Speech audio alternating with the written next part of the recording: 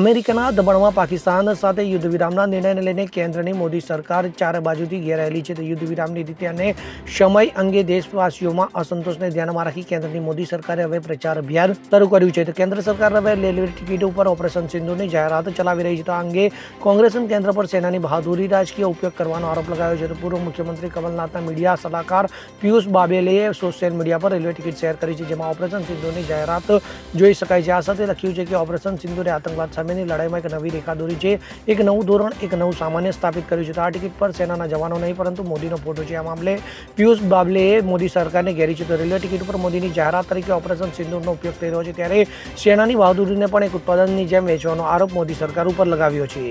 Bureau report CN24 news. હવે જુઓ દેશ દુનિયાની તમામ ખબરો તમારી આંગળીના ટેરવે. ઉઠાવો મોબાઈલ અને Google Play Store પરથી ડાઉનલોડ કરો અમારી CN24 ન્યૂઝ મોબાઈલ એપ.